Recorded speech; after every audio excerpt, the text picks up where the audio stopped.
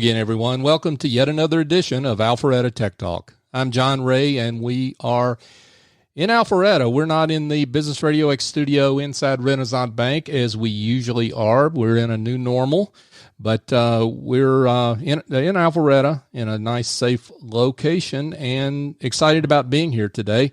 We'll get to our guest in a moment, but I want to remind you that we love Renaissance Bank, even though we can't be there right now. And Renaissance Bank has all the mobile applications that you need, whether it's your friends, your family, or your life. Renaissance understands how you bank and offer those mobile services you need. Renaissance also knows that sometimes you need to speak to real people with real answers, and they have real offices. You can find 190 convenient locations throughout the South ready to serve you. Call ahead and check in with them. For more information, go to renaissancebank.com. Renaissance Bank, understanding you, member FDIC. And now I want to welcome Sam Perkins. Sam is the CEO of Pūrgenix, and Sam is as timely as anything can be right now. Sam, welcome.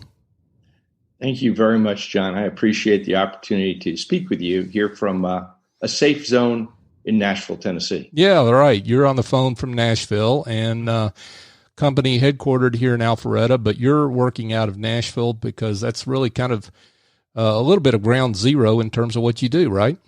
It is. It's really the epicenter of healthcare in the United States, and this is where we need to be. And our presence here is actually quite timely. So let's get into it. Talk a little bit about Pūrgenix. How are you helping folks? I think, John, the best way to summarize it is really our mission. And if you believe that catching something in a hospital, getting an infection in a hospital is probably one of the greatest fears, I think especially right now in these times, then what you do is you really understand our mission. And that is that we create an air handling system performance that we are able to remove these germ agents inside the air system and then block them from being able to be spread around the hospital again. And that is our underlying mission. And that impact, when you do it across the entire hospital, creates a pure hospital. So the way you help hospitals is, I guess you're installing really aftermarket technology into the air handling systems, correct? That's right. So what we have, John, is we have a patented platform of an array of ultraviolet lamps. That array, with our patent, is able to smooth or create a curtain of energy inside the air system. And because where we do it, we place that at the pivot point of all air in the air handling unit around what's called the cooling coil. And we then design the energy field to eliminate. As you can tell, I'm at home with the dog. Absolutely, and that's okay. So we eliminate those pathogens in the course of that. By being able to remove it, and we can design it at different levels of energy depending upon what's needed. So, Pūrgenix has been around a while. You've had this technology for a while, and before the coronavirus came along, we'll get to that in a second. Of course, that's extraordinarily timely, but the airborne pathogens are a big problem in hospitals generally. Yeah, that's right. I think if you were to spend some time, I think the best example of the impact that we can have is at a hospital in Cynthiana, Kentucky, which is really the first pure hospital. And I'd recommend your listeners go and check out their Facebook page, their Instagram feed, and other such social media to see the impact of Pure Hospital. What we did there was 3 years ago, we installed our system inside of every air handling unit. And by doing so, I think the CEO best summarizes it by the reason for it. She said, we've had quarters before where we've had 0 infections, but they believed that this was the next layer through which they could then take all of the great practices and get a more consistent zero infection ratio. And if you're interested, I'll be happy to share with you what happened over the last 3 years. Yeah, that would be great. And folks, we'll put this links to this in the show notes as well. But yeah, we'd love for you to share that, Sam.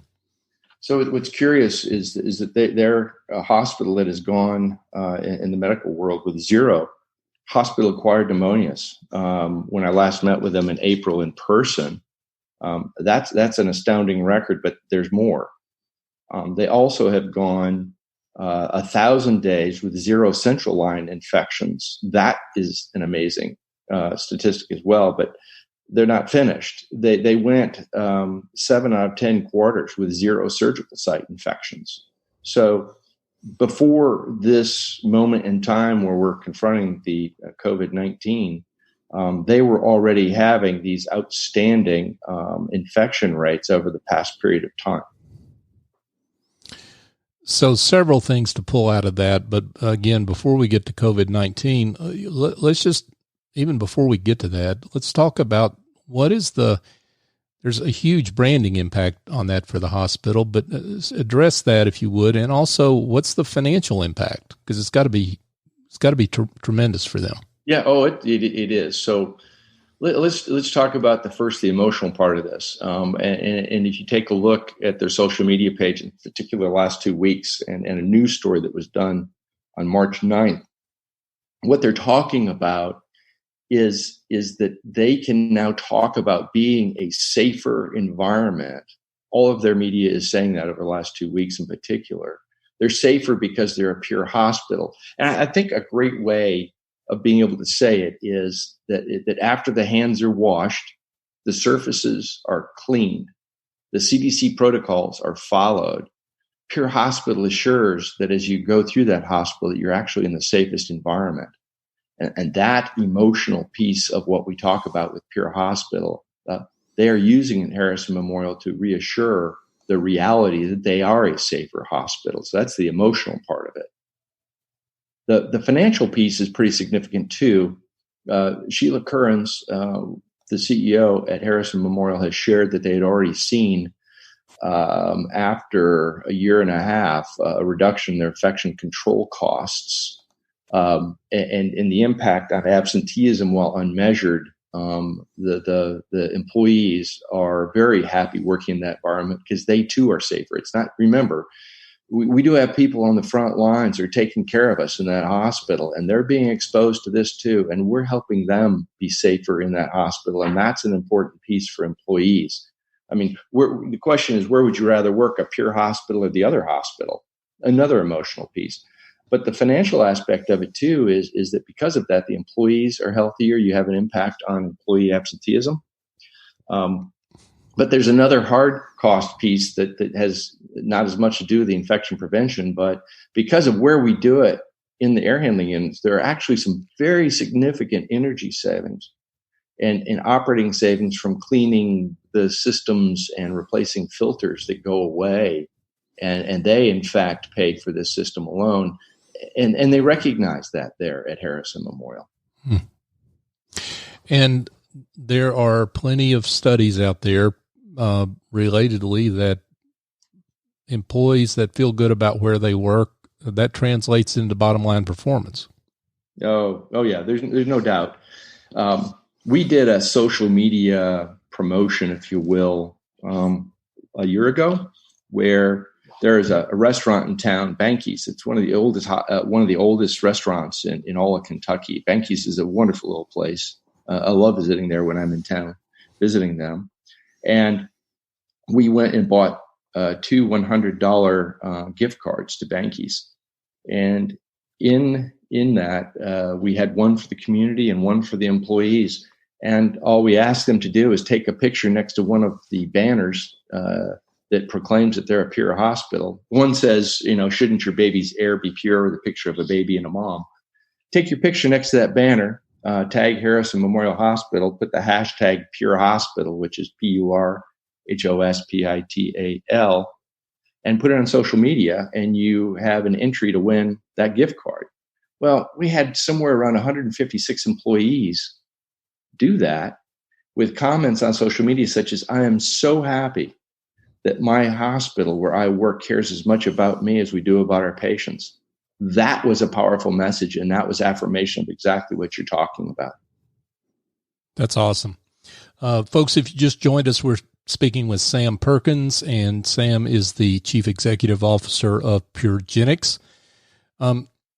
So, Sam, you have installations. It's amazing the list of, if I can just read a few, the list of installations that you have beyond Harrison. I mean, that includes Emory, Wellstar, UHS, Aiken, Baptist Health. That's a pretty impressive client list. Yeah, where we were is we've been demonstrating the power of this. Until COVID-19, I had a rather difficult challenge explaining to everybody the invisible enemy they were fighting, the germs, right? Right. I think COVID-19 has raised awareness around this. And before we're talking about solving problems of C. diff, which redistributes in a hospital, we solved that for somebody. MRSA, we can go on with a list of nasty germs that are in hospitals that cause these problems that we help eliminate from the air system. And we were doing individual installations. It's really the change that we had 3 years ago over to Pure Hospital, saying, hey, this is not about a single part. You need an entire protective envelope across the entire hospital. And then you can talk about it because, the funny thing about air is it doesn't know how to stay in one place. It moves around. Right. And so covering the whole hospital makes a difference. And that's sort of what happens. So Harrison Memorial is our first Pure Hospital. But if I may, the hospital in Georgia that people may be interested in, our technology is throughout the Paulding Hospital. Now, they did not choose to take the Pure Hospital branding, and so they're not a Pure Hospital, but they could be. And what I do like is that when that hospital was built and introduced, I love how Mark Haney, who's now retired from Wellstar, introduced to all of Georgia, in essence, on WSBT Channel 2, the hospital from the mechanical room. I mean, when have you ever seen that before, John? Yeah, really. Normally they're in the atrium, right? You want to go to the pretty place. Exactly. With all the potted plants, right? Yeah. Exactly. So instead, he decided that the pretty place was actually down in the mechanical room showing our system on TV. This happened, 6 years ago when they opened that hospital? Wow. And I love his statement. He said, "Look, this building, this hospital is designed as an infection prevention tool from the outset. We still have to do the basics, but now we have the building working for us." That's a powerful statement. Yeah, for sure. For sure. I mean, in most instances, John, what's happening is not only, you're washing your hands, cleaning the surfaces, and what's happening is you've got to remember that you're doing this in an environment with the rebroadcast of this throughout the building, and that's what we're preventing. And so just to clarify, you've got all these installations and there are various parts of that particular institution or a location. So you mentioned Wellstar Paulding. There's just certain aspects of that property that you cover, but the Harrison installation was noteworthy because you cover the entire facility. That's right. Yeah. And so that's really where you're going with the company in terms of branding an entire facility a Pure Hospital. That's right. So part of what we're doing, quite frankly, is that we're designing and building, installing. We're maintaining the system to make sure, because part of Pure Hospitals, we're certifying it's going to perform to the standards to which we are going, that we said that it will perform. And so the Pure Hospital is about the reassurance that system is operating as designed. Right. Right. And so that's part of it. So part of it is, Wellstar Paulding has a medical office building attached to it. We did not put our systems into the medical office building. So that's part of it too, is they could become a Pure Hospital pretty quickly by covering that and such. So that's an example. Mm-hmm. Over at UHS Aiken with the Universal Health Services, we did all their surgical suite, and while they're much safer, again, it's not the whole hospital that's covered. So why don't we talk about return on investment? Because that's really what it's all about for certainly the healthcare industry, that where they're squeezed in terms of their returns and profits, just like everyone else. They're looking for the best return they can get. Why don't you talk a little bit about that? Because that's a compelling part of your story, it seems to me. No, there's so many multiple paybacks. Let me break them. Let me break it out into three areas. And I think most importantly, let's start with the leader around Pure Hospital, the impact on infections.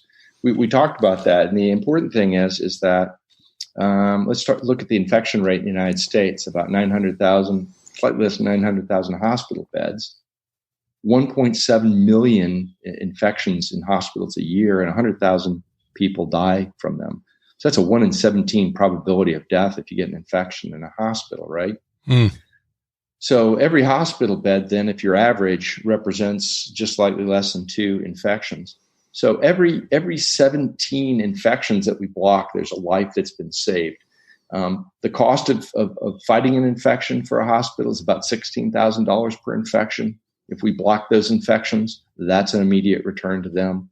It's the impact on families too. How about the patients? Let me speak to that personally. I had a hip replacement 3 years ago as a result of a mountain bike accident that I had, and they found an infection. I asked to see the records, and I understood that it came from the environment, and it was not from the infection of a body or a human. Never confirmed that I had it, but guess what I had to do, John? What's that? I had to follow a 6-week course of antibiotics 3 times a day, followed by probiotics 2 hours after. And I had to do that for 6 weeks. Now, that's when you get an infection. 1.7 million people are having to go through this infection fight. Yeah. And it's no fun. I know this. So this mission became very personal in that moment, let me assure you. For sure. So now we come back. I think the third area is employees. And for employees, it's an issue of absenteeism. We've seen reductions of absenteeism anecdotally from 5 to 30%. That's pretty dramatic. And the cost of replacing employees is significant in a hospital. And while we can't frame exactly what that number is, because there's not enough experience with Pure Hospitals yet, but it's a clear benefit that comes. Very measurable impacts. I'll put it in 3 subparts of the financial area: energy, operating, and capital. So on the energy side, you have all these giant fans and these big chillers that are operating, and they are probably up to 40% of the total energy bill, maybe 50 in many instances in the hospital. And because of what we do, we slow fans down. We make chillers operate more efficiently. And that is a very, very big number. We can pretty much assure in every instance you're going to see about a 3 to 6% reduction in total building energy from what we do. So that's the energy side. Operating savings come in the form of these giant cooling coils. Just think about your home air unit where you see these silver coils and things. That's where the heat exchange happens. Mm-hmm. And in hospitals, they've got to clean them once, twice, sometimes 4 times a year. They don't have to do that anymore after we've installed. So that's a significant savings on that. And then these things called HEPA filters. Those are these filters are after the system to take out all these pathogens. That's been the standard for years. But they change them out every quarter, maybe twice, 4 times a year. Mm-hmm. We have one customer that hasn't changed their HEPA filters for 3 years. That's a significant savings in the cost of those filters and the labor required to go put them in, take them out. And let's not forget about waste and disposal too. Sure. So all those are savings. And finally, here's an interesting one. We installed at Washington and Lee University. So this is universal. It doesn't matter what the setting is. But the capital piece of it is interesting.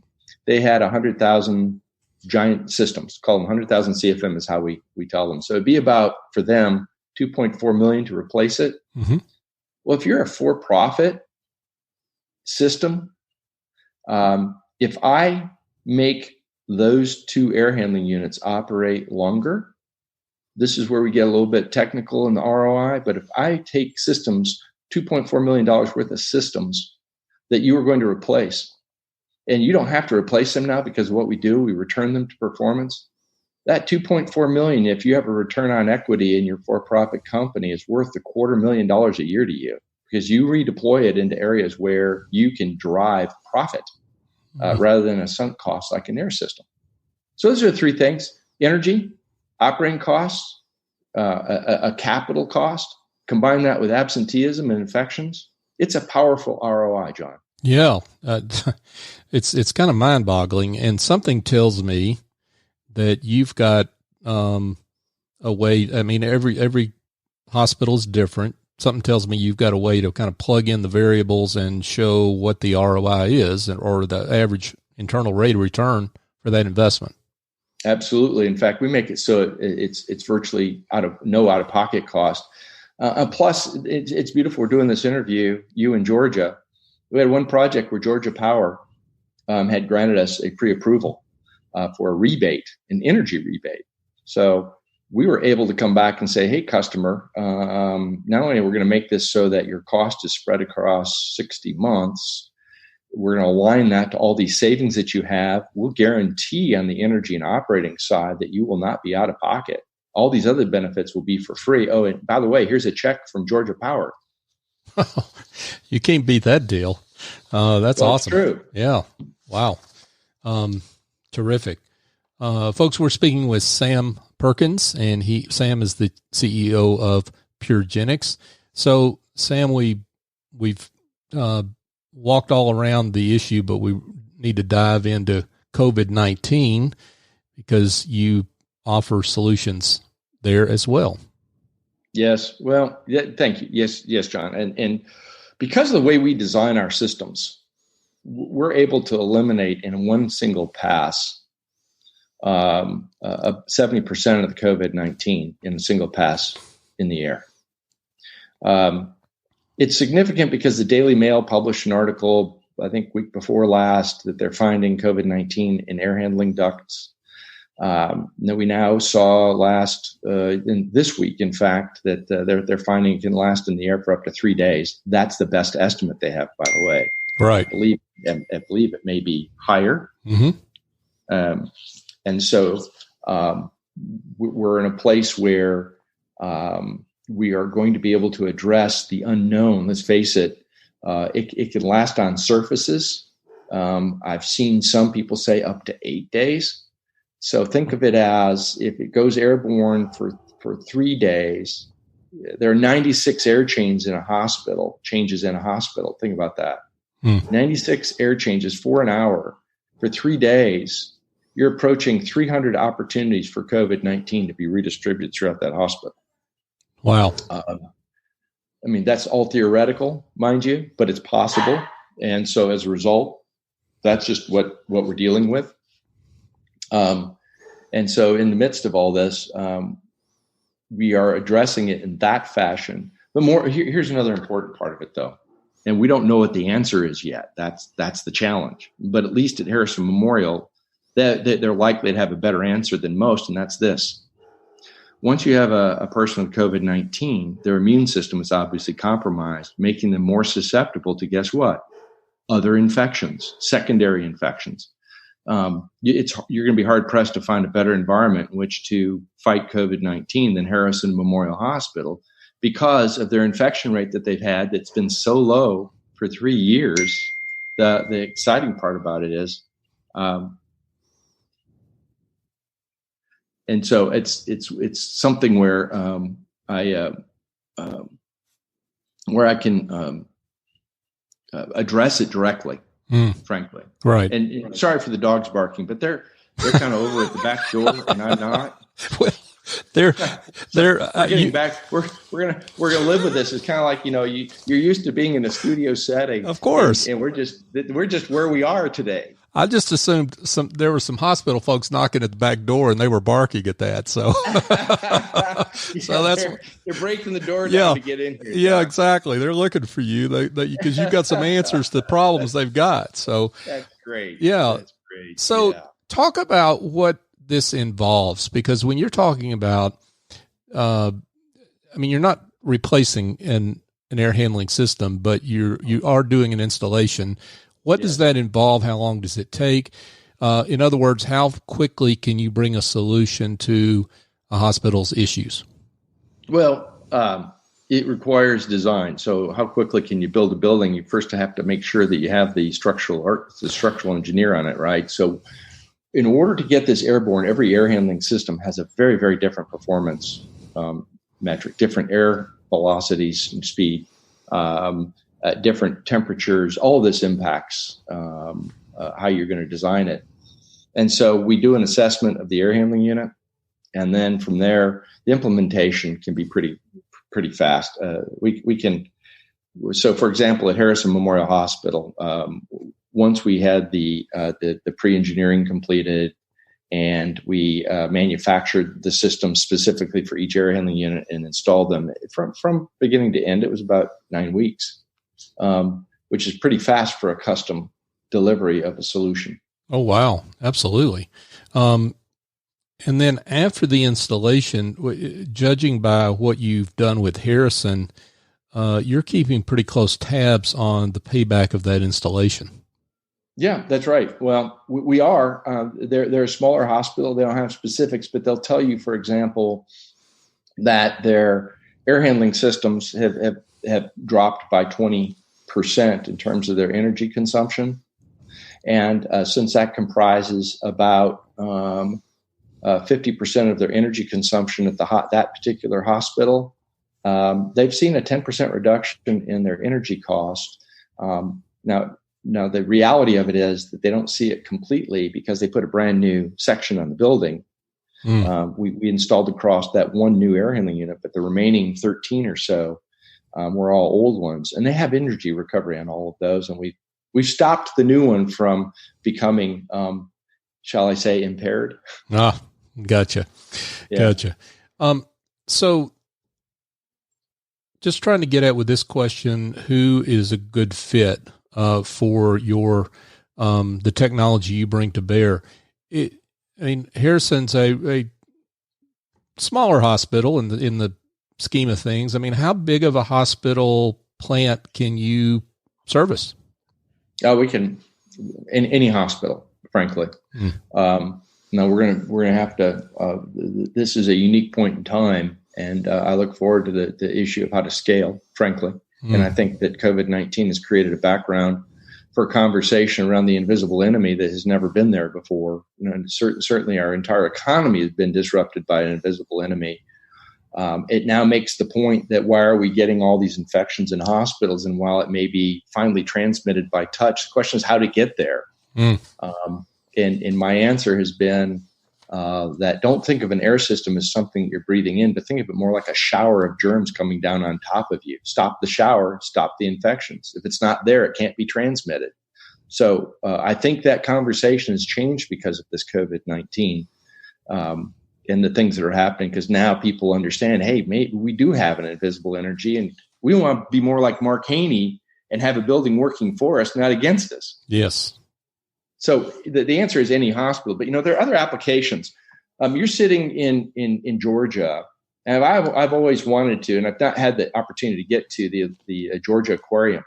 Think about this for a moment, John. I suspect that all the mammals that are inside that aquarium have to be fed probably some antifungals and antibiotics. And why would that be?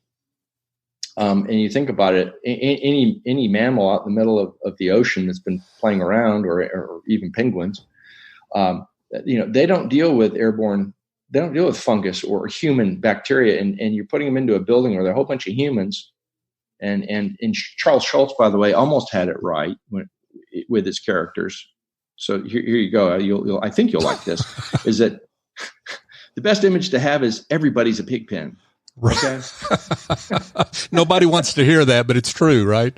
It is true. Right. So he almost had it right. He just didn't, the cloud that you're carrying just varies, and you just don't want to be around someone who has a cloud of COVID-19 right now. That's kind of the way. Think of it as a pig pen. Sure. So as you take all this collection of people into the Georgia Aquarium, you have the same kind of recirculation system. We did put a system in there a long time ago for one installation, but they need to cover for example, covering the entire aquarium would be great. Can you imagine pure aquarium and it didn't quite smell like an aquarium because we alter that environment just like in a hospital. Or how about another one? A corporate headquarters.